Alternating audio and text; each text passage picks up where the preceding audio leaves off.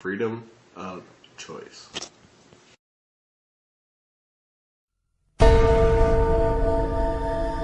new psychological study from the National Institute of Mental Health. Just this morning, along with long-time psychiatrist. Circle of depression is growing wider, broader. 15% of women suffer from this disorder. Affecting over 20 million Americans. Changes that have occurred in the brain. Abnormalities in the neurotransmitters. She's got a problem. They've got a drug. 6 million American kids take prescribed medication. Psychiatric care. But what if the criminal is mentally ill? The punishment is a form of aversion therapy. Chatting with peers on the show, but I want Crime, OCD, Oppositional defiant disorder. Schools criticized for overfishing. Everywhere you look, there it is. Think psychiatry has nothing to do with you? Think again. The whole field of psychiatry has gotten into every facet of your life. They basically believe that everyone is mentally ill. You smoke too much, it's a disease. You're too unhappy, it's a disease. You're too thin, it's a disease. You're too fat, it's a disease. Where are these coming from? These are coming from the minds of psychiatrists that are dreaming these things up, writing papers and getting published with their names on it, creating these new diseases. First he said that I had ADD. Then he said that I was depressed. Then he said I might be bipolar, but I don't have ADD anymore. And he said, you know, I've been noticing you, and I wonder if you have it too. What they decided is that both my husband and my son had a chemical imbalance that needed to be corrected with a chemical balancer. There is not one shred of credible evidence that any respectable scientist would consider valid, demonstrating that anything that psychiatrists call mental illness are brain diseases or biochemical imbalances. It's all fraud. There's no reliability of diagnosis, and there is no science. It's just pseudoscience. It's pretend science. This is one of the most open secrets in all of America in the psychiatric field, that nothing is being done that's legitimate, and they're billing for it. Psychiatrists claim that over 1 billion of the world's population is mentally ill. In the past 30 years, they have prescribed psychiatric medications to 543 million people. And right now, they drug 17 million school children with stimulants and antidepressants. When recently asked about the scientific basis of their profession, those psychiatrists willing to be interviewed offered nothing but excuses. Psychiatric illness is not really illness. How do you evaluate if someone is cured or sick? Cure is certainly something we look forward to. We had no earthly idea how to accomplish. We're not good at causes. We don't know what causes mental illness. But that hasn't stopped them from pronouncing themselves mental health experts and treating people against their will. And the results? This psychiatrist, man who's supposed to work to heal people, has done nothing but destroy this man's life, and in destroying his life, destroying the lives of all of his loved ones. Excuse me. They've damaged and ruined my son, and they've trapped him in a system. The way that they treated him and made him feel like he was worthless. Bryant was being kept dumb and high on Ritalin so that they could make $2,500 per month. He gave me Valium, and I got addicted to it. It wiped out my life. My life has been ruined. My joy has been stolen. She was laying there. She took two gasps of air and died right there in front of me. It is really tragic. It's awful. And it's being done for money. That's why it's being done. Oh, it's got to be in the billions. I don't know the exact number, but it's got to be in the billions. It's just unbelievable. This is so big that it boggles the mind. Take the human tragedy you have just seen and multiply it by the millions. In the past 4 decades, nearly twice as many Americans have died in government psychiatric hospitals than in all U.S. wars since 1776. Insurance companies pay out $69 billion every year for psychiatric services, doubling the cost of medical insurance premiums. And while raking in over $2 trillion annually, psychiatrists cannot point to a single cure. Hard to believe? That's exactly what they count on. And as we will show you, it's how they have been getting away with it from the very beginning.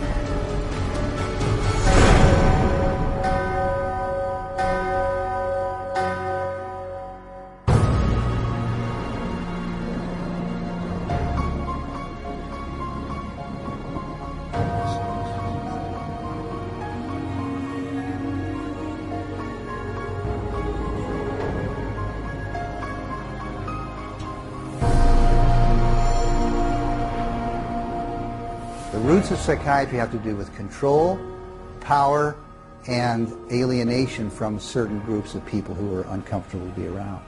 They were locked up in these places to get them out of the way. The history of psychiatry, I think, really is related to institutions. Bethlehem Royal Hospital in London was one of the world's first psychiatric institutions. Commonly referred to as Bedlam, the hospital was little more than a warehouse for those deemed mad. Inmates were confined to cages, closets, and animal stalls, chained to walls and flogged, while the asylum charged admission for public viewings. In the 18th century, William Batty was the first to promote that his institutions could cure the mentally ill. Batty's madhouses made him one of the richest men in England, though his treatments were every bit as inhumane as those practiced in Bedlam, with not a single patient cured. His financial success triggered a boom in the asylum business and an opportunity for psychiatrists to cash in on this new growth industry. This was an era where, on both sides of the Atlantic, specialized institutions for the mentally ill are beginning to be built in large numbers. Those institutions date back certainly to the beginning of the 18th century, and in a few cases even earlier than that. But the explosive growth of an asylum sector, of asylumdom, as some historians have called it, is very much a 19th century phenomenon. It's that period when the state is persuaded to invest tax dollars in building these places. But while those who ran the institutions were getting rich, psychiatrists yet lacked the credibility to maximize their cash flow. In order to justify their profession, they needed to come up with these biological solutions, or they didn't have any profession. The only way for them to solve that was to attempt to start believing that these people that were suffering from emotional disorders was from a biological basis. Whatever was done to make this person more manageable would be simply called a treatment. And the sad reality is that many of these so-called treatments were, in essence, torture. The near-drowning devices that were developed in this period, for example, must have been appallingly frightening. For example, one device involved putting the patient into a coffin, closing the lid, and dumping it into a bath of water, and then opening it up and trying to revive the patient. There were a range of these things, and the mortality rate was very, very high. Psychiatrists next sought to give credence to their practices by cloaking them in the language of medicine. This repackaging of treatment became known as the medical model. Somebody who's really hyper and manic, if you're wrapped up in a cold sheet and dunked into some water, you're going to quit acting manic because that's a punishing treatment. But as soon as the symptoms started to go away, they started to believe that somehow by wrapping them up and dunking them in cold water, it was draining the toxics out of their body. So they built the medical model around that. Pushing the biological theory of mental illness a step further, an American, Benjamin Rush, put forth the idea that insanity was caused by too much blood in the head. The cure? Remove the blood by any means possible. Restraint, cold water, bleeding, even terror. And with that, a new medical model was created.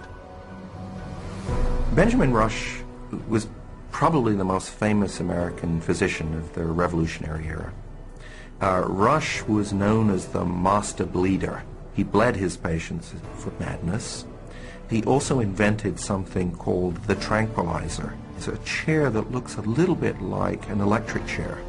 The patient was confined in this apparatus, sometimes with cold water applied to his or her head, for some hours at a time, and Rush announces in a letter that he's invented this new contraption and dubbed it the tranquilizer. Rush's often lethal procedures were detailed in his 1812 textbook, which remained psychiatry's authoritative source for the next 70 years. He was so revered that in 1965, Rush was enshrined as the father of American psychiatry on the seal of the American Psychiatric Association. As the 1800s wore on, psychiatry's mounting failures at curing madness threatened their financial bottom line, forcing them to invent new medical models. The cures promised were not delivered. So by the 1860s and 70s, a growing mood of pessimism was covering Europe and North America, that effectively the new institutions were ever growing in size, but not growing in their effectiveness. The 20th century brought more medical models. American psychiatrist Henry Cotton mutilated his patients by removing their body parts, declaring this a breakthrough in the treatment of mental illness. The earliest target was the teeth and then the tonsils and the sinuses. But when patients didn't get better, the enthusiasts for this treatment then started to move down the body and to say, well, obviously patients have swallowed bacteria in their saliva, so stomachs need to go, spleens need to go, colons need to go.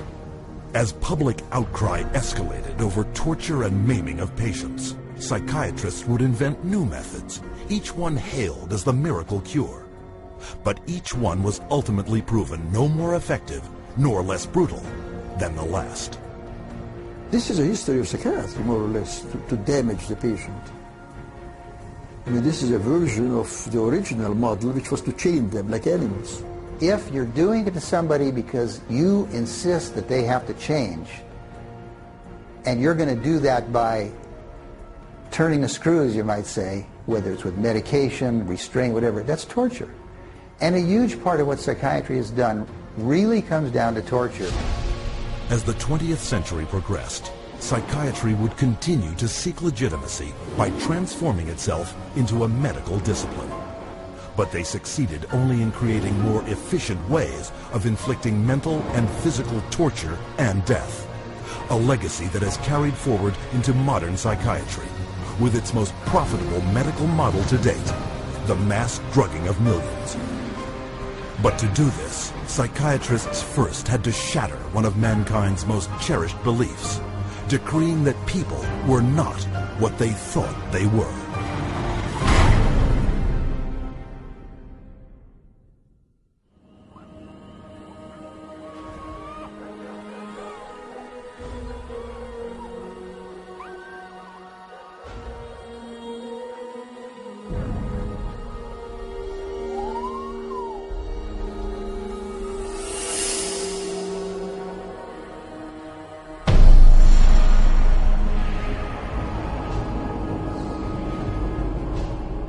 Leipzig University, Germany, 1879.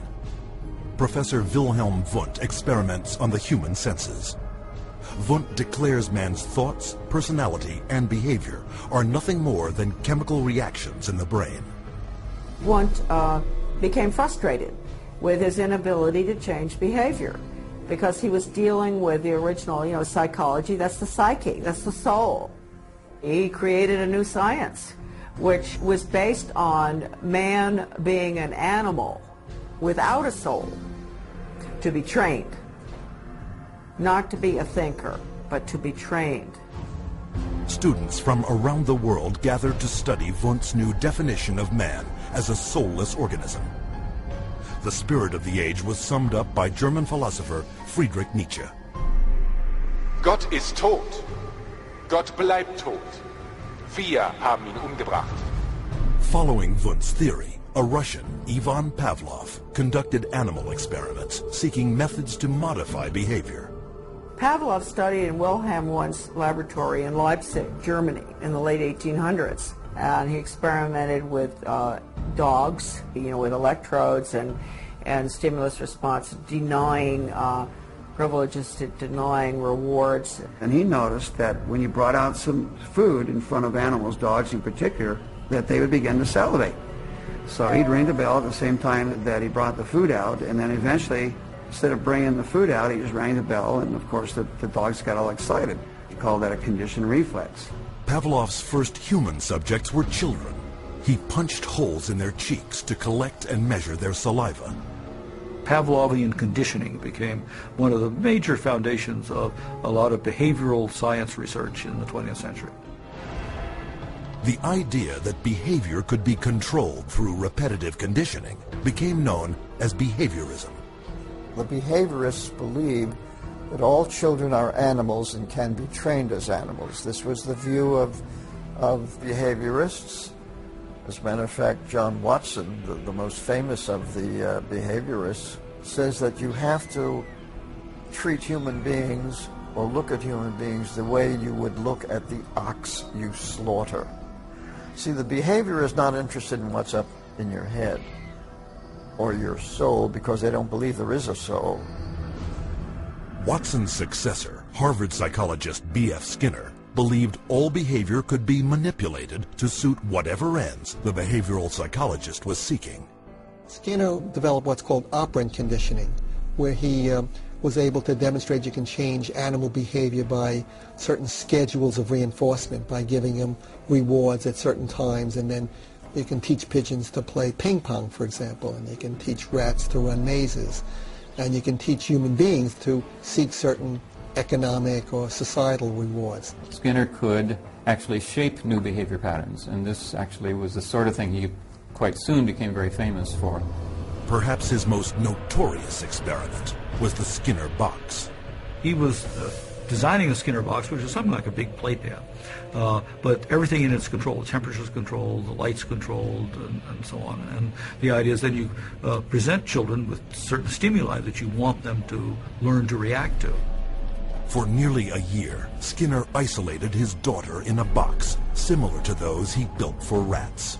The child was stimulated and had to respond in a certain way, like a chicken or a rat in a cage, because they firmly believe that children are animals. If you believe, though, that a child is a human being, you can't train him like a rat. Today, about $40 million a year in taxpayer money is paid out by the United States National Institute of Mental Health for behavioral psychology research. A total of $19 billion since 1948. With these funds, psychiatrists apply the same conditioning techniques developed by Pavlov, Watson, and Skinner. Case in point, a juvenile detention center where children are hooked up to 270-volt batteries and shocked in a procedure called aversion therapy. Antoine was having a number of problems because he was up at a center that was shocking him every time he did anything. There was a button on a little, almost like a TV remote, that would be used and pushed. They will get an additional shock for trying to remove the electrode. So they're expected to sit there and let this electricity pass through their skin without trying to remove it. If they yell in anticipation of the shock, they will shock the student an additional time for yell. The cost to send a student to Judge Rottenberg from New York is about $214,000 per student. These students are tortured. They're given this electric shock therapy for no other reason but to inflict pain. Other techniques include administering electric shock to treat sexual deviance, sending powerful magnetic impulses through the skull to interrupt brain activity, and shooting high voltage through surgically implanted electrodes, all to stifle problem behavior, and costing up to $100,000 per patient. And while this science without a soul led to behavior modification techniques that continue to generate billions in research and treatment, it also laid the groundwork for another psychiatric movement that would cause the deaths of millions.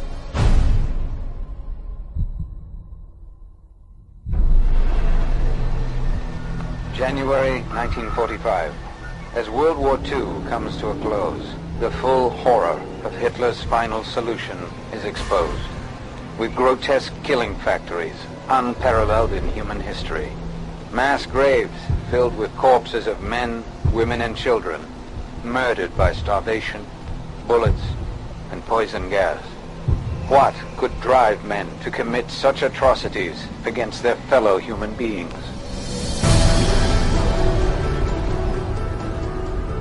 The answer is the pseudoscience called eugenics, created and promoted by psychiatrists decades before the Nazis came to power. The eugenics movement got started in 1883 with Francis Galton, and he felt that human beings should take evolution in their own hands, and that the most talented individuals, the most healthy individuals, the most attractive individuals should have more offspring. There was great concern that people that they considered had poor genes were reproducing faster than the people they considered had good genes. They felt that a medical solution might be the proper one. This is what led to the sterilization movement. It resulted in sterilization of mentally ill people, sterilization of retarded people, sterilization of people we don't like politically and sociologically. So the problem is not with genetics. The problem is a pretend phony genetics used to justify inhumane social policies. Though never proven as anything but theory, by the early part of the 20th century, eugenics had spread to almost 30 countries, from England to Brazil, Mexico, Sweden, Russia, and most notably, the United States, where forced sterilization was widely practiced. Eugenics movement in Germany was somewhat different than the eugenics movement in the United States in that there were many more physicians and psychiatrists. Alfred Plutz was one of the pioneers in the German eugenics movement and how to control the population of those whom he considered inferior. In 1905, along with his brother-in-law, Ernst Rudin, he established the first organization for racial hygiene. Alle Nationen haben sich mit einer außergewöhnlich großen Menge an minderwertigen, schwachen, kranken und Verkrüppelten abzugeben. Durch kluge Gesetze über Sterilisation würden wir auch in der Lage sein, den vernünftigsten Weg der Zeugung herbeizuführen. Hitler was particularly impressed by American eugenicist Madison Grant. Grant's book, The Passing of the Great Race, was proclaimed by Hitler as his personal Bible. In his book, Mein Kampf, Hitler further hailed eugenics as the science that would rebuild the German nation. Körperlich oder geistig gesund ist, dem ist es nicht erlaubt, seine Krankheit an seine Kinder weiterzugeben. Das Recht auf persönliche Freiheit wird durch seine Pflicht, die Rasse zu beschützen, eingeschränkt. The German eugenicists welcomed the Nazi advent to power because the Nazi program could fund the very programs that they had in mind. The Nazis gave them political support, financial support, and conversely, the psychiatrists gave the Nazis a medical justification for their genocidal policies. Something like 40% of German psychiatrists had joined the SS by 1933. They weren't forced into the SS. They just joined it naturally because the beliefs were very, very similar. Rudin and his work led directly to the decision to move from sterilization to murder. Their plan was simple. First, convince the public that feeble-minded undesirables wanted to escape the burden of their existence, but could not say it, and that killing them was an act of mercy. Then extend the definition of inferior to include Jehovah's Witnesses, Jews, gypsies, homosexuals, all unworthy of life. Psychiatrists produced propaganda movies known as the Nazi killing films, shown in all 5,300 theaters throughout Germany. Geisteskrankheit ist als ein Erbübel eine der größten Gefahren für die Volksgesundheit. Irrtum ist, dass sich solche Kranken glücklich fühlen und am Leben hängen. Sie haben überhaupt kein Daseinsbewusstsein. Wer von ihr befallen wird, dem ist die schwerste Last des Schicksals auferlegt. Ein Dasein ohne Leben. It first started with passive violence, which is starvation. It then intensified to lethal injections, and finally it developed into systematic gassing and cremation. Their headquarters were established in Berlin under the infamous code name T4. T4 program was named after Tiergarten 4, which essentially resulted over a period of time in the murder of about 70,000 people who were deemed mentally retarded, emotionally distraught, or physically handicapped by the Germans. They were called life unworthy of living. The killing, piloted in psychiatric institutions across Germany, then moved into the concentration camps, with top German psychiatrists as the executioners. Paul Nietzsche, the T4 director, declared, Das Aussortieren in den Konzentrationslagern lief etwa genauso ab wie in den Nervenheilanstalten. Und mit selbigen Erfassungsbögen. 6 million Jews died in concentration camps and as a result of Nazi extermination policies. Rudin congratulated Hitler for making his, that is Rudin's, 30-year dream come true. After the Nazi surrender, an international court of justice was held to put psychiatry on trial for its war crimes. But American psychiatrists, fearing a permanent blow to the future of psychiatry, stepped in by shifting the blame onto a handful of German psychiatrists. There were some doctors who were prosecuted, but very few. Ernst Rudin returned to Switzerland at the end of the war. He did not serve any prison time. One of the strangest things of all about the legacy of Nazi science is that some of the nastiest psychiatric eugenicists at the end of the war went back to work either in Germany or sometimes in the United States. What began with a psychiatric plan to eliminate undesirable humanity had now spread throughout the civilized world and was responsible for the murder of 11 million people. Never brought to justice, psychiatrists, as you will see, continued to advance eugenics around the world. And today we see the results. In racism, human misery, and unending social conflict.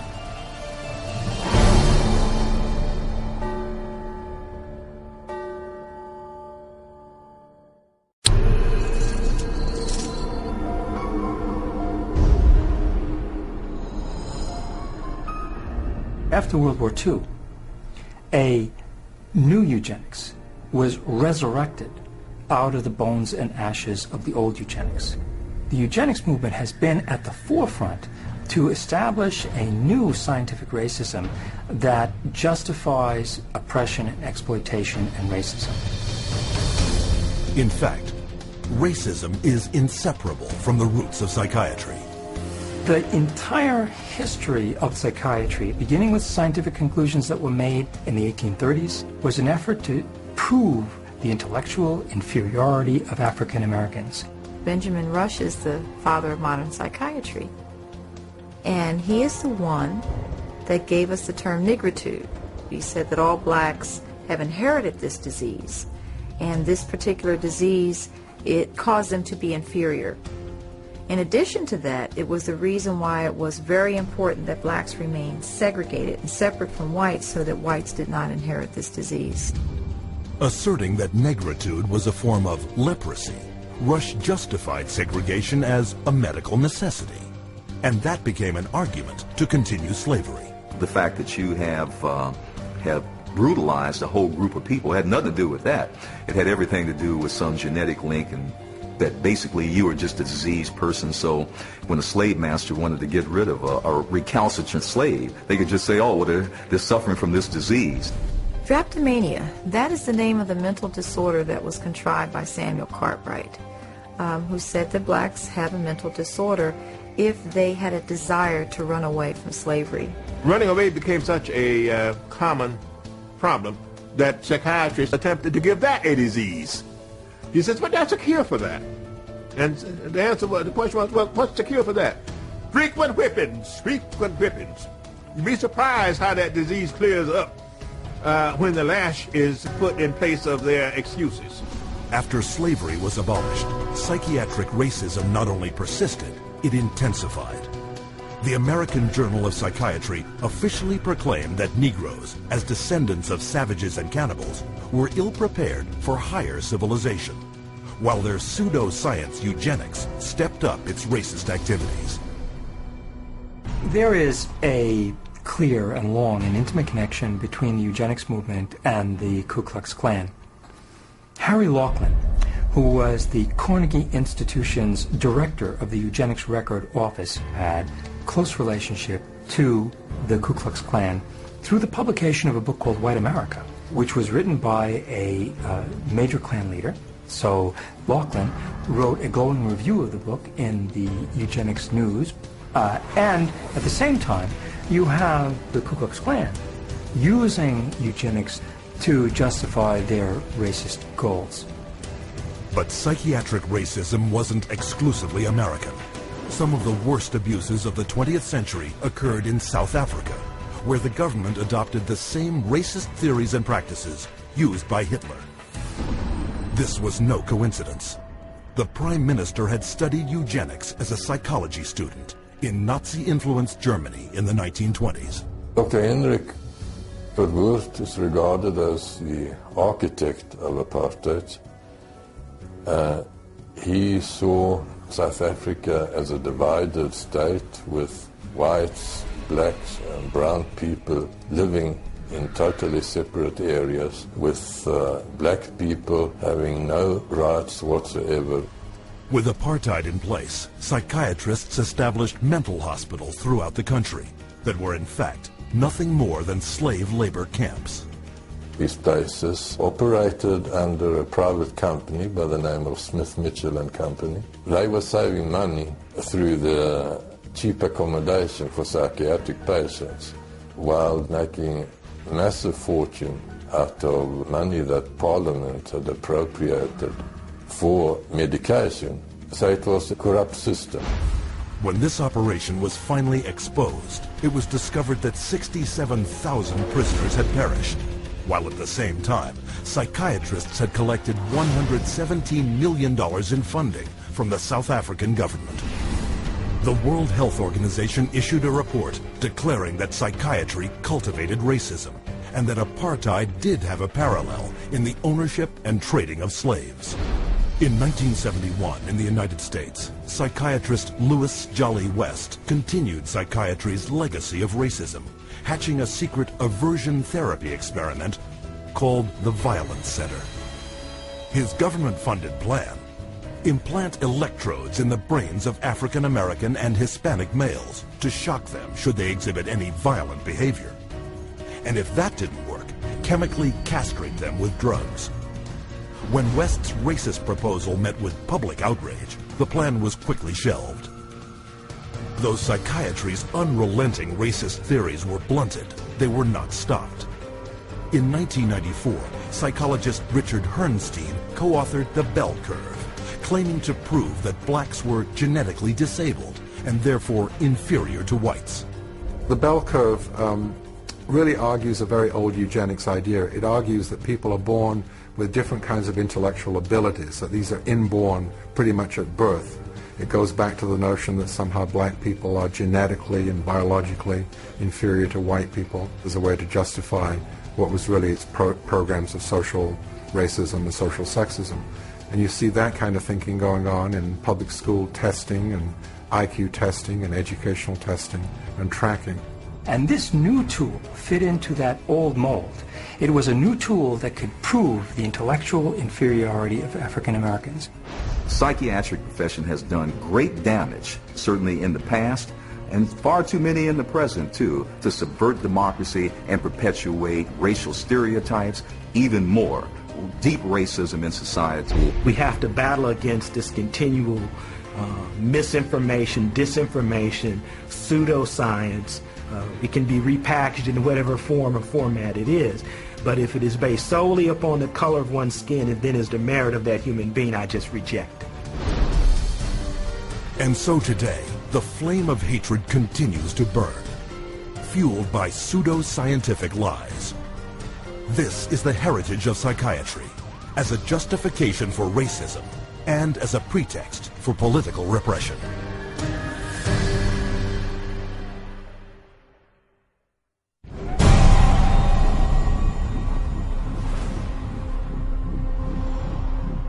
Быть верными коммунистическим идеалам, убежденно, с революционной настойчивостью, претворять в жизнь ленинский завет, учиться коммунизму, трудиться самоотверженно, по-коммунистически, всей жизнью своей, утверждать на земле дело Ленина, дело партии.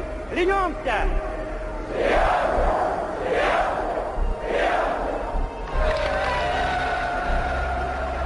The Soviet regime demanded absolute loyalty. Those who did not toe the party line were considered dissidents and labeled enemies of the state. With no more than a whisper to the secret police, they would vanish into one of these special psychiatric hospitals. Despite the risks, these so-called dissidents put their ideas of freedom into action. Я вел жизнь тайную, конспиративную. Никто не знал, что я это делаю. У меня была маленькая подпольная типография. И я стал делать листовки. While others considered themselves loyal Soviet citizens. Я, например, считал, и то уверенно считал, что я один из лучших советских людей. Когда уже даже меня арестовали, и им написали особо опасный государственный призыв, я рассмеялся. Я при нем, при этом же самом нынешнем генерале, рассмеялся. Он меня вызывает психиатра на утро. According to Soviet psychiatrists, they all suffered from inflexibility of convictions, a symptom of a new disorder, sluggish schizophrenia. Вот когда добьешься, то тогда заем. Так до конца пей. Я буду с ним. Ребят, не заставь сидеть. Давай пей, брат.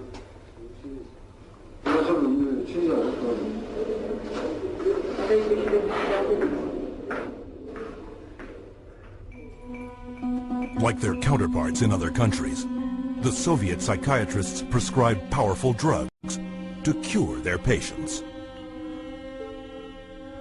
Но они никогда их с удовольствием не принимают. И находят пути их не принимать. Мы обязаны просмотреть прием лекарственных продуктов, чтобы больные лекарства дошли до больного. Вот они где-то уже, как говорится, в горле проглатывают, все, ротовая полость чистая. И потом вот такие делают какие-то движения, отрыгивают. Врач на обходе говорит, как себя чувствуете, Петр Петрович? Я говорю, послушайте, вот, там, когда 5 кубиков галоперидола, то надо, например, слюна до полу. Там перекошенность вся, значит, одни мышцы растягиваются, другие сокращаются. Совершенно ужасные позы, лицо все ужасное, на душе страшно просто. Я человека, вот самое главное, описать это состояние невозможно. Санитары совершенно безнаказанно могли избивать.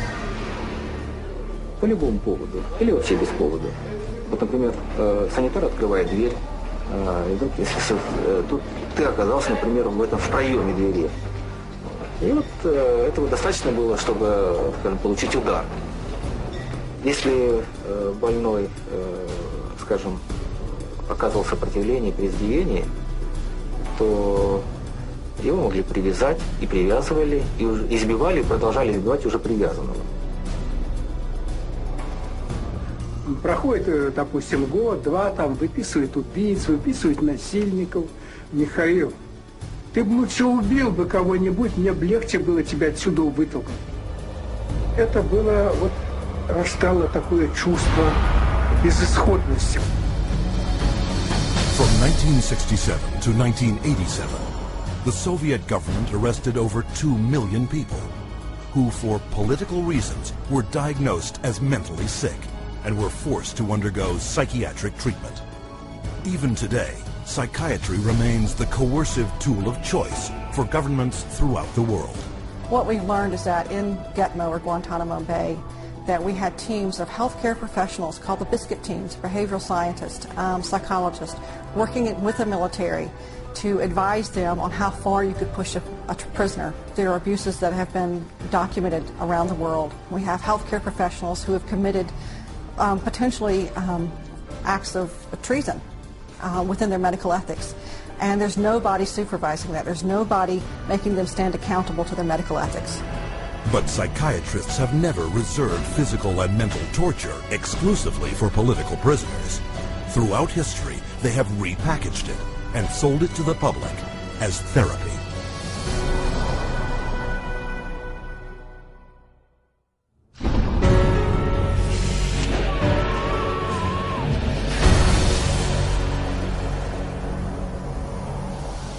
Beginning in the 1920s, psychiatrists embraced a new group of procedures that claimed to work by creating intentional damage to the brain. Manfred Sokal had this notion that he could kill just the bad brain cells, that somehow we have good brain cells, we have bad brain cells. So if you give people enough insulin, you kill those bad brain cells, and if the person survived this epilepsy, they would be better off for it. Despite convulsions that caused severe spinal cord injuries in 40% of the patients, Sokal pointed to their childlike state and declared his treatment a success. Hospitals built insulin wards, and coma therapy became big business. Not to be outdone, Ladislaus von Meduna of Hungary believed he could drive out mental illness by inducing brain-damaging seizures with a drug called metrazole. He noticed his epileptics had no mental health problems, and his mental health patients, his psychiatric patients, seemed to have no epilepsy, and so he thought doing one would obviate the other. The theory was that epilepsy and schizophrenia couldn't coexist in the same brain, and that if epilepsy was induced, that a seizure was caused, it would, quote, drive out the schizophrenia. There's no scientific basis for this whatsoever. Metrazole was fast and lucrative. In a morning, a single psychiatrist could chemically shock 50 patients into a docile and manageable state. By 1939, metrazole was so popular with psychiatrists and staff, it was used in 70% of American hospitals and in almost every other country in the world. The financial success of insulin and metrazole sparked the development of an even more profitable method of inducing brain-damaging convulsions. How is electric shock therapy done? We use these electrodes. We place them on the patient's head like this, and then by means of this machine, we pass a controlled electric current through the brain, just for a fraction of a second. The patient doesn't feel it. The story behind this miracle cure began in a Roman slaughterhouse. In Italy, in 1938, two Italian psychiatrists decided to observe that before slaughtering pigs, in order to make the pigs more docile, they would apply electrodes to their temples that were hooked up to wall current, and that this stunned the pigs, but it didn't kill them, and they could then slaughter them. Well, this gave them the encouragement to try inducing convulsions with electricity.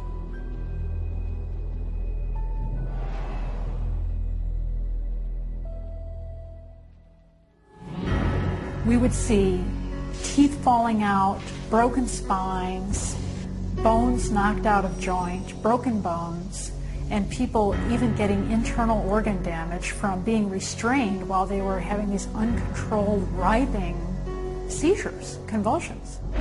Many patients have been returned to their homes and jobs who might still be here if it were not for this helpful form of treatment.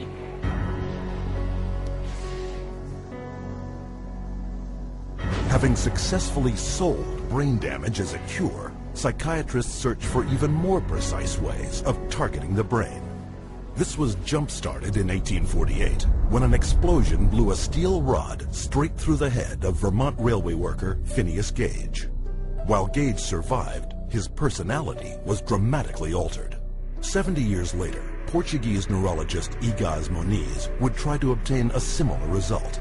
by drilling into a patient's skull and squirting pure alcohol directly into the brain, killing the tissue of the frontal lobes. Moniz called this new procedure a lobotomy. Dr. Walter J. Freeman would become lobotomy's most infamous practitioner. He discovered he could do it faster without having to drill through the skull. There was no anesthesia, and he would just lift up the eye and stick nothing more than an ice pick right into the brain, right under the orbital bone, and then just rake the thing back and forth until he was satisfied that he had caused enough disruption of brain tissue, and then pull it out. Freeman traveled the country in his lobotomobile, hacking apart his patients' brains on stage, or sometimes right there in the vehicle. And he would pull up and offer lobotomies to people, get referrals from the local doctors, or sometimes people didn't even go through doctors. They'd go right to the lobotomobile, and he would just do the brain-damaging procedure right there. By the time his surgical privileges were revoked after his last patient died on the operating table, Freeman had performed or supervised over 3,500 lobotomies, more than 25% of which, by his own admission, left his patients in a vegetative state. They lobotomized 1 million people in the 40s and the 50s and beginning of the 60s until they came to the conclusion that this was a destructive treatment. But though the stories of miraculous cures were soon exposed as brain-damaging frauds, psychiatrists kept one step ahead, inventing new forms of psychosurgery, passed off as medical advances. I completely shuddered from head to toe. And that's what I heard in my head when he drilled something in my brain. Northwest, actually, was sent to home. So I had to do that. Yeah, why did you have to do that? I went, oh, funny, and all. Did My you? head all shook inside. Oh, dear. Oh, my head shook inside. Yes, all right.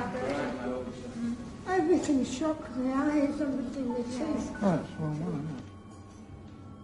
That was grievous bodily harm done to my brain. And nobody has the right anyway to play God with somebody's brain. The whole operation took about 8.5 hours, and they kept me awake for every second of it, and I remember every second of it. And I still remember it to this day because I have this operation every day of my life. Whether I like it or not, I have it. Psychiatrists still tout the benefits of lobotomy, a treatment that earns them $31 million annually. But in the wake of lobotomy's tarnished reputation, psychiatrists were quick to push electroshock back into the spotlight. Renaming it electroconvulsive therapy, they now give patients anesthetics to squash their screams and paralyzing agents to avoid watching the writhing of agony. The main misconception that people have about ECT is that it's new and improved. The new and improved refers strictly to these cosmetic improvements because, in fact, they make it easier on the witnesses. The person isn't shaking all over the table. They're paralyzed now. It isn't new. It isn't improved. It is worse.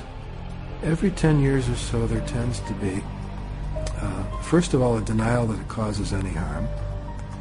Secondly, an acknowledgement that it might have caused harm, but here's a whole new approach, and now this one is blameless, without any research to back it up. The ECT machine can produce anywhere from 50 to 400 volts. It's the kind of energy that we use for industrial machinery that might be in a steel mill or a printing press, some large piece of machinery. It's an extraordinary amount of energy, and it causes a great deal of damage. And while stories of prisoners physically mistreated with electroshock are well publicized, the amount of electricity doled out by psychiatrists for ECT is up to 33 times greater. And that damage is most often targeted at the most vulnerable. 2/3 of those who receive electroshock are women, given such diagnoses as premenstrual syndrome, menopausal disorder, or postpartum depression. Half of electroshock patients are elderly. Once they become eligible for government health care at age 65, 360% more American seniors receive ECT than at age 64. And what does this all add up to? 40,000 dead, and countless others so brain damaged they have no hope of ever recovering a normal life. For a total of $12 worth of electricity, psychiatrists in the United States alone rake in $5 billion. But the next miracle cure psychiatrists added to their arsenal made them more money than ever before. For it was faster, cheaper, and could turn every man, woman, and child into a patient for life.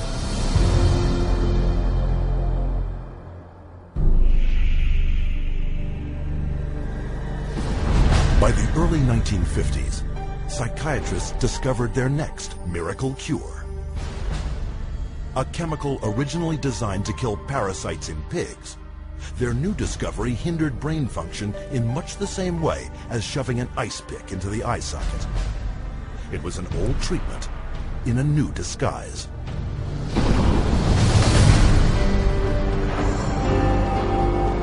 With the advent of these new tranquilizing drugs, it seems not too much to say that we're on the verge of an entirely new era in the treatment of mental illness. Dubbing it a chemical lobotomy, Canadian psychiatrist Heinz Lehmann described thorazine as a simple, easy-to-take pill with the same effects as psychosurgery, but without the mess. Thorazine provided psychiatry with the entry into mainstream medicine. It had its magic bullet. If I'm a psychiatrist and I have to spend an hour talking to someone in psychotherapy, there's only so much I can charge for that hour. But if I can come in, give you a pill, and send you back out in 15 minutes or 10 minutes, that's a much more efficient use of my time monetarily. What psychiatrists didn't tell the public was that thorazine caused a crippling neurological condition known as tardive dyskinesia. And that's a neurological syndrome where you have muscle twitches, abnormal jerks, which are uncontrolled, and they either last for a long time or sometimes they're permanent. So that's very clear, very well recognized long-term or permanent brain damage from these medications. Mr. Blount has virtually no signs of his original illness now. The signs that the movements of his mouth are completely side effects of the drugs that he was on for 20 years. Mr. Blount is quite rational. He understands what's going on. And if you're patient, he can carry on a very rational conversation with you. Even when you remove the drug, it may still remain. It means you have caused a permanent disabling of the brain. In the late 50s, you get the first signs of it, people starting to worry about it. But it's not until the late 70s that psychiatrists start warning their patients about it. 20 years. Thorazine's manufacturer, SmithKline French, had good reason to keep a lid on the bad news. In the first year alone, SKF saw a 3,000% return on their original investment. With the public and the press kept in the dark about the severe and disabling side effects, prominent doctors and psychiatrists met in Puerto Rico to lay the groundwork for the expansion of psychiatric drugs far into the future. Psychiatrist Dr. Nathan Klein wrote this in the conference's final report. The present breadth of drug use may be almost trivial when we compare it to the possible number of chemical substances that will be available for the control of selective aspects of man's life in the year 2000. Dr. Klein spearheaded a movement flooding new psychiatric wonder drugs onto the global marketplace, backed by a massive publicity machine, spending hundreds of millions of dollars. Psychiatry was now an industry of drug pushers. By 1970, the American Psychiatric Association was so dependent on drug company money that 30% of its annual budget came from pharmaceutical advertisements in its official journals. So we had money flowing to trade organizations, we had money flowing to the doctors, and to their journals. Well, we all know that that is going to influence how they think. The majority of National Institute of Mental Health and National Institute of Health scientists are getting more money from drug companies on the side than their tax-based salary. With so much money to be made, all psychiatrists needed was a scientific theory to justify it. Their solution? An official report declaring that all mental problems derive from a so-called chemical imbalance in the brain, requiring drugs to correct. This chemical imbalance is one of the greatest fallacies ever foisted upon patients and the public. There is no chemical test to show an imbalance related to any psychiatric disease, whether it's depression, anxiety, what have you. The chemical imbalance is for the benefit of the psychiatrist. It has to be there so that psychiatrists can treat it. But fraudulent chemical imbalance theories could not hide the mounting evidence of common and terrifying side effects, such as akathisia. Akathisia is like an extreme inner nervous agitation. People describe it as wanting to crawl out of their own skins. And this happens with great frequency, and it is absolutely, totally well understood to be associated with suicide and violence and homicide. After years of these reported side effects and cases upon cases of violence, self-mutilation, and death, in 1991, health experts, legislators, and the public finally forced the FDA to order an investigation. I know with absolute certainty that if Charles had any idea of the side effects of Prozac, he would never have taken it. I had two sons, David Lee, age 8, Billy 16, a wife 20 years, all gone. I'll tell you why. After being on Prozac for 21 days, my wife shot and killed both of these two boys right here. She turned the gun to herself and shot herself twice. I took the 9mm automatic, sat down on the bed, and put the gun to my head. And I blew a 4-inch hole out the back of my arm instead of my head. Thank God I was a lousy shot. Had someone looked further into Prozac, steps could have been taken to avoid it.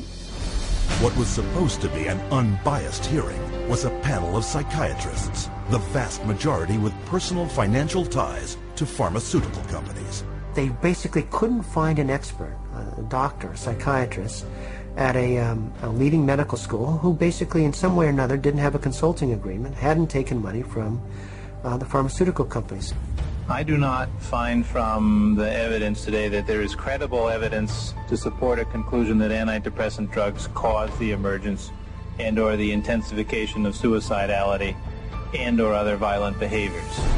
500 deaths, 33 murder cases, and over 20,000 adverse side effects.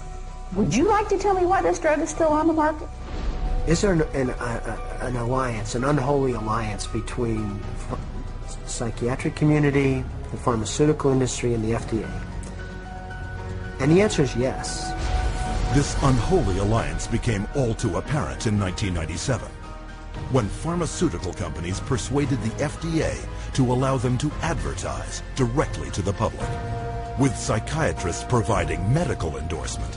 And in just 3 years, sales of psychiatric drugs skyrocketed, almost 2.5 times. When the numbers of violence and suicide victims shot through the roof, public outrage finally forced the FDA to issue warning labels on antidepressants. But by then, 13 years had passed, billions of dollars had been made, and psychiatrists were marketing their next wonder drugs. Over 8% of the world's population has now taken psychiatric drugs, backed up by fake science and endorsed by regulators who are bought and paid for. Their harmful medications gross nearly $27 billion a year.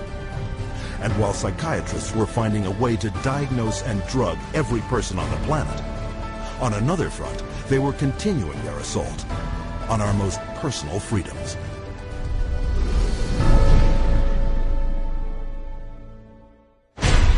Psychiatrists demand the absolute right to determine what is best for the so-called mentally ill. After all, the mentally ill are crazy and unable to evaluate their own treatment.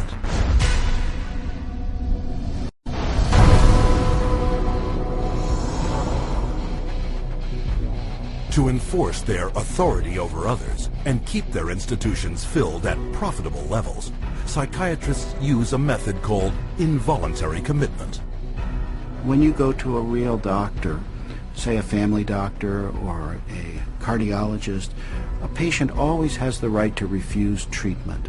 So there is no such thing as involuntary treatment when it comes to clinical medicine as practiced by real doctors. Psychiatrists, of course, believe that people can be treated against their will. In 1956, psychiatrist Winfred Overholser presented a plan to Congress intended to take involuntary commitment to a whole new level. The plan: purchase 1 million acres of Alaskan wilderness, build a huge mental asylum, and change the commitment laws so that anyone could be shipped off with no more than a simple nod from a psychiatrist. The bill sailed through the House of Representatives, but when the public caught wind of the plan, they became enraged, referring to it as Siberia, USA. The bill was quickly struck in the Senate. But while the death of the Siberia bill put a stop to their large-scale plans, involuntary commitment still remained the most effective and profitable method for filling psychiatric institutions. Again, the person has committed no crime and has no trial and is sent directly to a mental hospital, which is really a prison. How many people go to an insane asylum and say, please lock me up? Doctors don't lock up anybody. Psychiatrists lock you up. Even children can be taken from their parents with little legal recourse. They just invaded our home. They came in with officers. Our kids were scared. You know, they come in with pieces of paper and say, you're giving us your kids. And it's like, you know, how can they just come in and do that? She said, you could be arrested for medical neglect. And I said, but how is that when, you know, this is my child? And I see that he doesn't need that much medication. Why would you threaten me with something like that? At 10 p.m., 2 policemen and 2 social workers came to my house and took all 4 of my kids away. Once committed to psychiatric hospitals, patients are drugged and restrained. The more a person objects, the more this objection is construed as symptom of a mental illness. At which point the person would be locked up in restraints. There would be the ankle, the knee, the waist, the head, the wrist, and the shoulder restraints.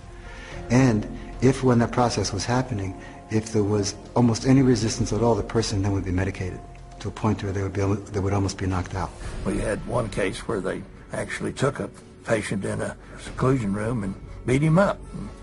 Then they lied about it to the services that investigated. So it's a pretty wide range of abuse issues that we've encountered. Psychiatric staff provoke their patients into violence so they can bill insurance companies up to $1,600 a day for each restrained patient. A patient would resist diagnosis, resist treatment, and also want to leave treatment while they were at the hospital. And invariably, every time, that person's situation would be exacerbated until they were put in constraints and medicated, at which point there would be documented reasons to keep that person in treatment. The burden of such claims is passed directly to the public in the form of soaring healthcare premiums. As for their victims, the experience is traumatic and even lethal. 16-year-old Rochelle Claiborne died in Laurel Ridge's care last August. The state report shows during the restraint, quote, Rochelle stated several times she could not breathe. In almost all respects, the staff behaved appropriately, followed the standards. By taking advantage of weak or vague restraint laws, psychiatrists and their staff are almost never held criminally liable for assault, battery, and murder. He begged me to take him home, take him out of there, that they were treating him wrongly, and he didn't want to stay there. And I got a call that there had been an accident, that they held him down until he couldn't breathe anymore. I wish I would have listened to him, take him out of there before it had happened. And then I miss him every day. And I wish I could have him back, but I can't. To this day, no one has been charged for the child's murder. The elderly are a prime target for psychiatric abuse, with treatment of senior citizens in mental institutions costing private and government insurance over $29 billion a year. Unwarranted commitment has occurred that wouldn't have occurred if the people hadn't had insurance. The proof of that pudding is generally in how fast they get out once the insurance runs out. Involuntary commitment is a form of psychiatric slavery, where persons are treated as if they're property and they are deprived of liberty, and people are making money in the process. As long as we have involuntary malhospitation, psychiatry is a prison work. It's a crime against humanity. It is not medicine. Every minute of every day, someone is involuntarily committed to a psychiatric institution. And if you think this is something that can't happen to you or someone you know, think again. Every 75 seconds, someone in America has been committed against their will. And with over $1 trillion allocated to U.S. hospitals since 1965, psychiatrists have carved out for themselves a lucrative commercial enterprise, hidden behind a dubious interpretation of the law. But all too often, psychiatrists commit crimes too blatant to be ignored.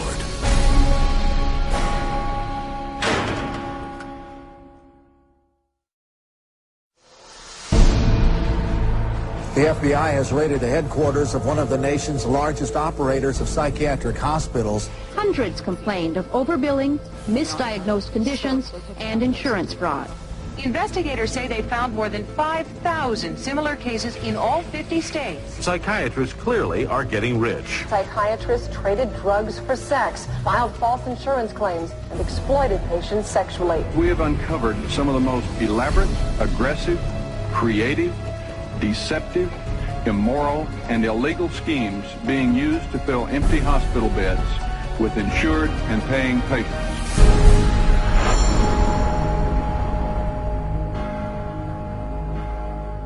Every psychiatrist takes an oath to follow an ethical code of conduct, to put the care of their patients above all else. But of all medical disciplines, psychiatry has the worst record of fraud and abuse. Psychiatry is almost a license to print money. If a doctor were clever enough, and many of them are, there's no reason that they couldn't make at least $500,000 a year fraudulently and get away with it in psychiatry. I don't purport to have deposed every psychiatrist in Las Vegas. I can tell you for a fact I haven't. Maybe I've deposed half, and by and large they were a dishonest, deceitful, lying bunch of people. So prevalent are their deceptive and criminal billing practices. Insurance investigators have slang for it, like the California wave and the $100 handshake. $100 handshake is when usually a patient is institutionalized. Psychiatrist, psychologist will visit that person, shake hands with them, say, hello, I'm Dr. So-and-so, I'm taking care of your problem here, and then leaves. They might have 10 or 20 patients there. They bill an hour for each one, and they might be in the hospital for a total of 30 minutes. So 20 patients, 20 hours, and they'd send the bills off to Medicaid. We see that most of the victims of recovered memory therapy were women who had excellent health insurance, whether it was government insurance or private insurance, because many insurance policies wouldn't pay for this kind of long-term nonsense. So those people were targeted because of the nature of the insurance that they had. Every year, the U.S. psychiatric industry defrauds government and private insurance of $40 billion, using any means possible to deceive the public. There were some advertisements, very seductive advertisements, for people wanting to lose weight and were having problems losing weight. And they would be given, all expenses paid to go to a particular spa. But when they got to this spa and went in and signed in, it wasn't a spa, it was a psychiatric center. And then they couldn't get out. What instead they received massive doses of mind-altering drugs, and they were kept for a lengthy period of time, and their insurance carrier was billed tremendous amounts of money for something that was unnecessary. But their lies go beyond the psych ward and into the courts, whereas paid witnesses, they will say anything to collect their fee. A psychiatric expert who will have one opinion in one scenario and a completely opposite opinion in another scenario based on which law firm or governmental agency is paying for his time. The psychiatrist, on one hand, will tell the public that suicide can be prevented, but will go into court and tell a jury that suicide cannot be prevented. And then once you show his prior inconsistent statements, you also show that he is paid very well by pharmaceuticals, then the jury says, you know what, we're not so sure about you because you just lied to us. Add to the greed, dishonesty, and avarice, they're sex crimes. Accounting for only 6% of the physicians in the country, psychiatrists commit 1/3 of the sex-related offenses committed by doctors. It has happened so often that by the mid-'80s, the insurance companies who insure physicians across America started writing sexual claims out of the policies altogether. That's how common it was. The system was so broken that more than 25,000 complaints had been registered, but nothing acted upon. When a psychiatrist has a patient, a female patient, and abused them sexually, there's a very high probability they'll get away with it.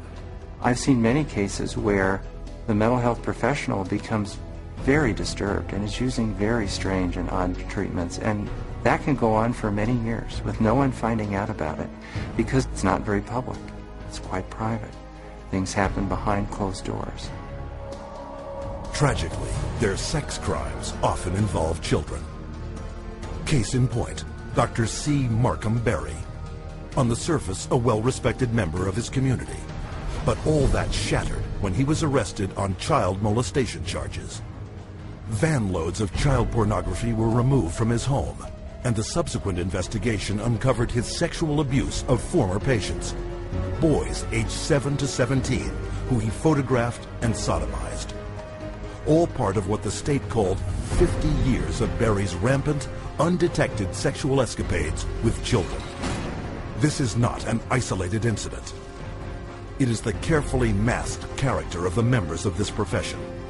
In every city, every state, every country, you'll find psychiatrists committing rape, sexual abuse, murder, and fraud. And as you will see, psychiatry's entire credibility depends on the biggest fraud of all.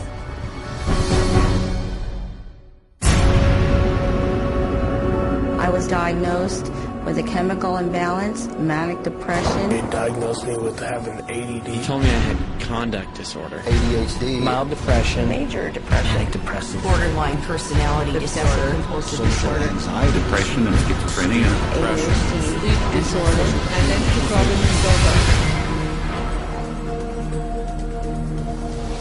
There's no such thing as mental disorder.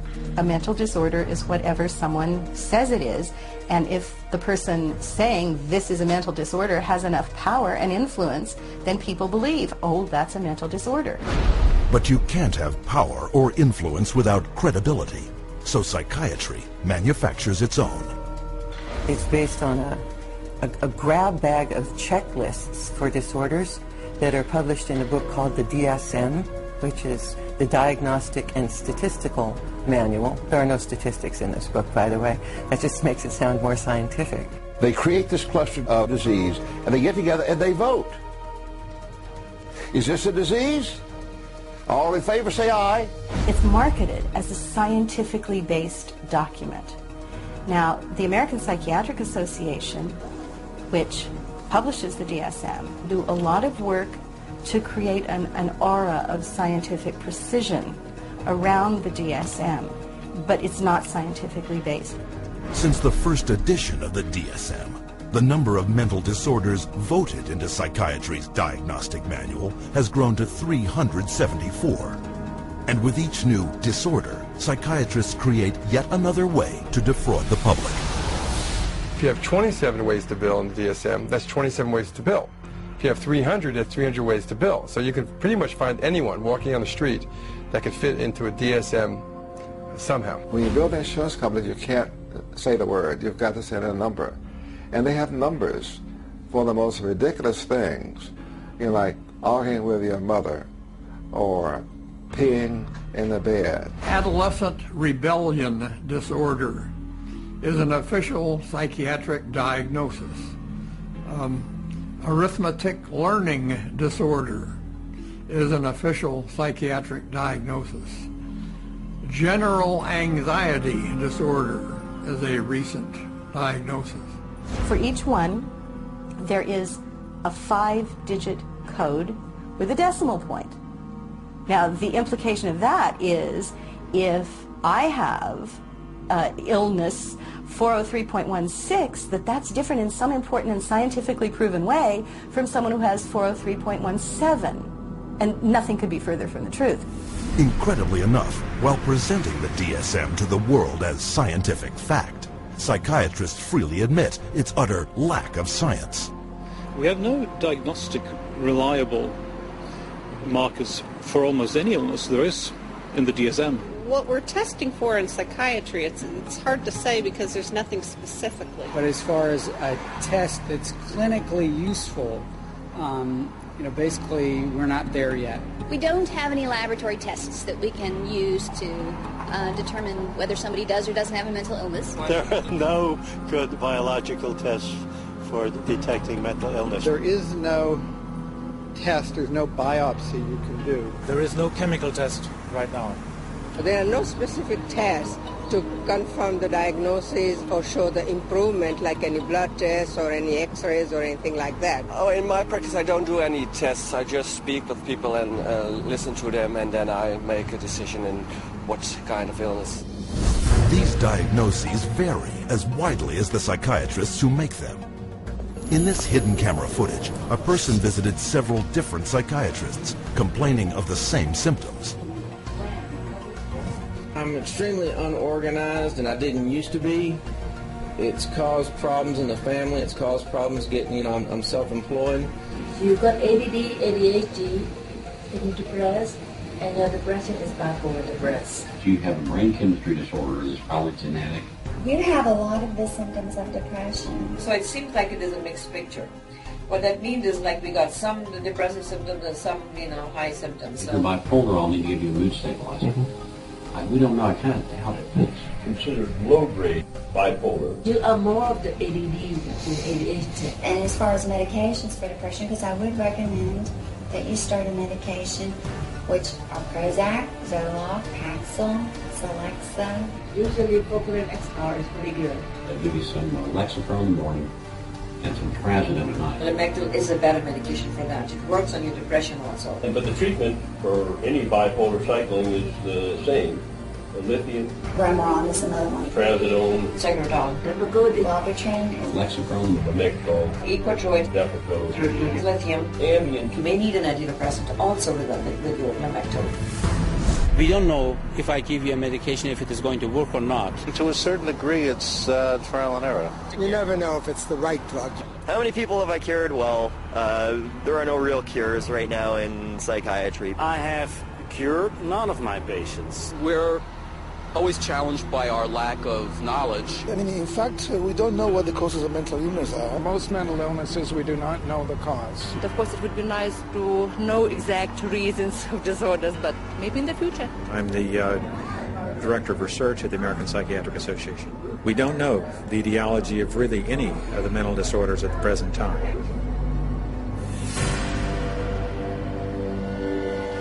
DSM-5 is coming out. It's grown to 10 times its original size, and it labels everybody. I could find 5 diagnoses that would fit you or anybody else. Compare this to the research methods of pathology, a real science that discovers real diseases using a wide variety of precise diagnostic tests. We do millions of laboratory tests as well as the structural examination and the microscopic examination.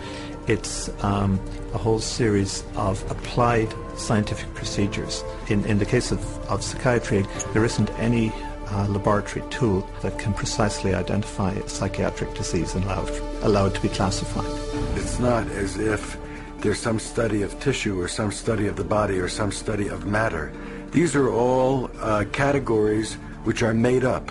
They're simply made up. They don't exist in nature. They're decided upon by psychiatrists and voted on. Psychiatrists are not the only ones who benefit from the DSM.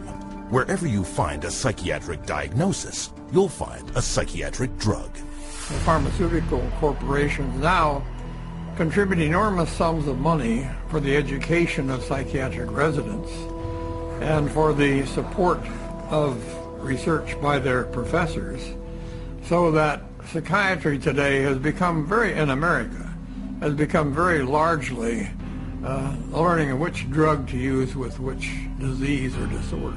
We need to make sure that we understand the very close interactions among the American Psychiatric Association with its DSM, the pharmaceutical companies, who love the fact that every time there's a new edition of the DSM, there are dozens more categories in there, and so more conditions for the drug companies to say, oh, we've got a pill for that. In 2006, a study revealed that 56% of all psychiatrists deciding what disorders to list in the next DSM had financial ties to at least one drug company. Today, we see the consequences. A barrage of drugs, each one targeted at an invented disorder that is backed by an arbitrary diagnosis found in the DSM. The fact that it is couched in the language of science without necessarily having any of the scientific data or underpinnings to justify it is as threatening as anything we've seen today. And psychiatry's latest and most expensive ploy to fool the public by imitating legitimate medicine? Brain scans. We can scan all the brains we want to. The fact that we see changes in different people's brains, changes in functioning, doesn't mean that we've discovered anything that has its origin in the brain. It just means that we're seeing changes, but it doesn't mean that there's something wrong with the brain. Psychiatrists and psychologists use the DSM to label 450 million people worldwide as mentally ill, a total equal to the populations of France, Italy, Germany, Canada, Australia, the United Kingdom, and Russia combined. While sales of the psychiatric drugs they push have topped $27 billion annually, funding from world governments for these patients grows psychiatry $440 billion a year. And much of this money comes from the diagnosis and drugging of our most trusting and vulnerable.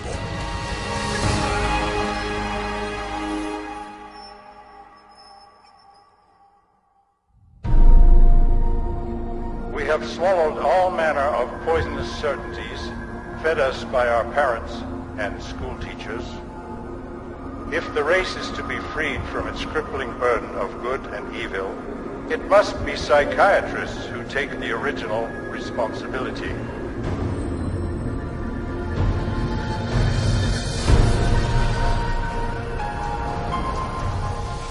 Brock Chisholm's declaration typified the psychiatric onslaught aimed directly at our school system. They actually said that the purpose was social control. Not to pass on knowledge, not to give him something so that he can go into the world of work. In 1950, psychiatrists and psychologists from around the world met at the White House to propose a total reorientation of the public school system. The White House Conference on Mental Health in the 1950s was a landmark that served to bolster the idea that schools would serve their communities better as mental health clinics than they would as institutions of learning. In the early 60s, the world of psychiatry started to really go places in this country. Little by little, it came into our schools, our educational system. And by 1965, it was written into law. Psychiatrists were given the green light for the wholesale labeling and drugging of school children. A child is labeled ADD or ADHD the minute he can't sit still for a 10-15 minute period of time, or he talks constantly, or ignores the teacher completely. That will get him and earn him an ADD or ADHD label. The labeling of attention deficit hyperactivity disorder, ADHD, went into full swing in 1987. Within 1 year, 500,000 American children would be diagnosed as ADHD. By 1994, that number had soared to 4.4 million. In response to widespread public alarm at this apparent epidemic of mental disease, the U.S. government-funded National Institutes of Health assembled a panel of prominent doctors and psychiatrists to explain to parents and educators exactly what ADHD was.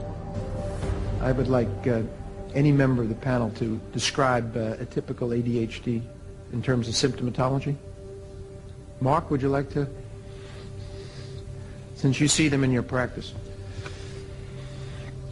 I think the panel has been frank, and the difficulties here are immense in terms of these.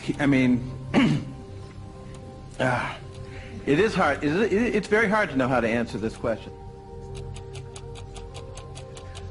They cannot, even when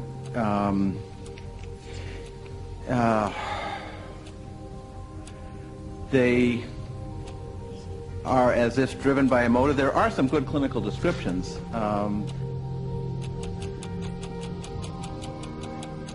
And I think, I think part of the problem is the profession keeps changing the diagnosis. At this time, we do not have a diagnostic test for ADHD. Therefore, the validity of the disorder continues to be a problem. But this shocking admission did not stop school psychiatrists. 2 years later, the number of American students diagnosed with ADHD had shot up to 6 million. Today, 20 million children worldwide are labeled with some form of learning disorder, a diagnosis often made in a matter of minutes. We would sit behind a two-way mirror along with the parents. We would then look at the child. We would do small manipulative activities with them to see where their deficit was. It was wrong what we were doing. We were looking at a 5-minute glimpse of this child's life and saying, okay, here you go. Here's a little pill, take it, you'll be fine.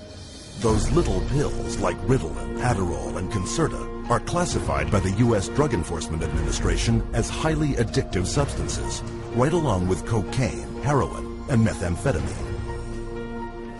When I was on the Ritalin, it made me just feel like totally different, like I wasn't even who I was. I was, flipping out, was twitching, going crazy. I felt like I was out of it all the time, like I wasn't there, I wasn't human. You're just a zombie, pretty much.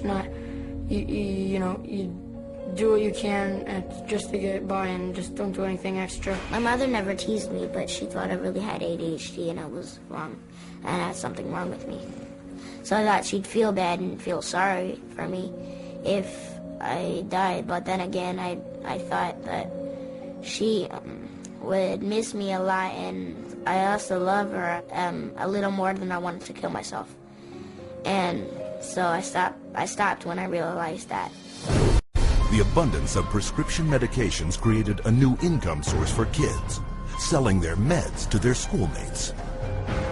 It's called kitty cocaine. They take the Ritalin and they just repackage it and they sell it on campus to the kids because it's like speed. I figured if I was going to do drugs, I might as well make it worth it. And I ended up doing street drugs, and then I ended up getting into it really bad. We're looking at marijuana and other things as being gateway drugs, and actually the so-called medications are a greater gateway drug. The Ritalin drugs are backfiring big time because if the child is already disruptive and he takes cocaine, he's going to be a lot more disruptive after he's taken it. It is not going to calm him down. Boom, she got on the drugs and her personality changed, her behaviors changed, they became erratic and dark and violent, and it was just a nightmare. He kept having adverse reactions, becoming very, very angry. He could not control his behavior, he couldn't control his temper. He was on 5 different psych meds, Prozac and lithium, and he was 7 years old. And he was unable to function. He would have rages and then crying and all kinds of just violent rages, grabbing knives and all of this. The list includes 15-year-old Kip Kinkle withdrawing from Prozac when he shot 22 classmates, killing 2 after murdering his mother and stepfather at his home in Springfield, Oregon. 18-year-old Jason Hoffman on Effexor and Celexa when he opened fire at his California high school, wounding 5. 15-year-old Sean Cooper on a mix of antidepressants when he shot students in Idaho. And 17-year-old Eric Harris on Luvox when he and partner Dylan Klebold killed 12 classmates and a teacher in the bloodiest school massacre yet, Columbine. And all of this overshadows the very reason children came to school in the first place, to get an education. Since 1970, the United States has fallen from 9th to 28th place in worldwide academic standing. While during that same period, the number of American school children labeled with learning disorders has skyrocketed, and the sales of ADHD drugs have multiplied 32 times. Children don't ask for psychiatric drugs. Children don't ask to be diagnosed. They don't want to be called crazy. So you ask the classic Roman question, legal question, cui bono, who benefits? The people who make the diagnosis.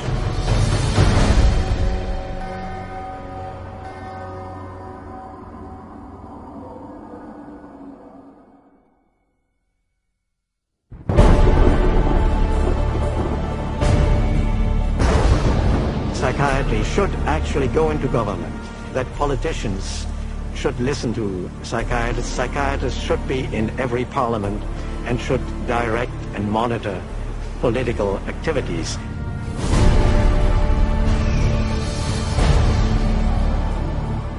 Psychiatry, in little more than a century, has infiltrated society on a global scale, and not by accident. People aren't aware that in 1940, a prominent British psychiatrist, Colonel J.R. Rees, addressed the National Council on Mental Hygiene and set the agenda for psychiatry for the next 60 years. Since then, psychiatrists have been given authority in nearly every sector of our society, with tragic results. We must aim to make it permeate every educational activity in our national life. Public life, politics, and industry should all of them be within our sphere of influence. We have made a useful attack upon a number of professions. The 2 easiest of them, naturally, are the teaching profession and the church. The most difficult are law and medicine. Rees's colleague, psychiatrist G. Brock Chisholm, co-founder of the World Federation for Mental Health, later expanded upon psychiatry's plans. To achieve world government, it is necessary to remove from the minds of men their individualism, loyalty to family traditions, national patriotism, and religious dogmas. To implement their master plan, American psychiatrists convinced the U.S. Congress that mental illness was a national threat that only they, with vast increases in funding, could solve.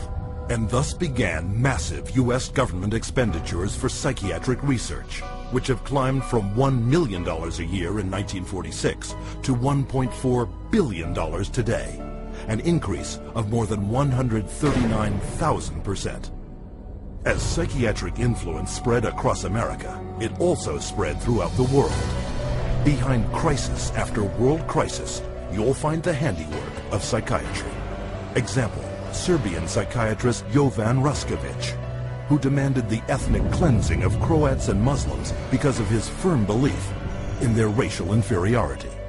The result, Bosnia in the 1990s, where Raskovic's colleague, psychiatrist Radovan Karadzic, and Prime Minister Slobodan Milosevic established Balkan concentration camps, where the mass torture, rape, and murder of the innocent happened once more. One military psychiatrist explained how it was done. C'est très difficile tuer millions de personnes. C'est très difficile, techniquement difficile. Les Allemands étaient bons techniciens et ils ne pouvaient pas, ils pouvaient seulement 6 millions de Juifs exterminés. Ils massacrent, par exemple, 100 ou 200 de personnes, ou viole sans femme et sans jeune fille, pour que les autres sont effrayés et échappent. Alors vous avez le terrain pur. With century-old Pavlovian conditioning, coupled with modern-day mind control techniques, psychiatrists and psychologists can turn average men, and even children, into mass murderers. You could train them to use firearms indiscriminately. You could train them to shoot people with very little feeling or thought. You could train them to use abusive and brutalizing procedures in order to obtain information with no hesitancy, with no concern. This is how terrorists are created. In the wake of 9/11, Osama bin Laden was characterized as the mastermind behind the attacks. But the acknowledged brain trust and commander of Al-Qaeda is Ayman al-Zawahiri, educated in psychology and pharmacology at the University of Cairo, and the author of the Al-Qaeda training manual on the use of coercive psychiatry. And orchestrating the terrorist bombings in Madrid, Abu Hafiza, another Al-Qaeda operative, relying on those same techniques to manipulate the minds of men. You can implant memories. Memories are potent sources of motivated behavior. If you implant enough memories of specific kinds, you can shape and change the nature of human thinking and feelings. And it was thought to be a kind of ultimate weapon, because what greater weapon could there be than control of the human mind? You can control minds, and you can move people around, particularly when you control their lives. It's easier to control their minds. When we look at psychiatry and psychology, social control is the primary agenda. And that agenda is being put in place throughout the world right now, using mental health screening campaigns fed to the public under such innocuous sounding names as Teen Screen.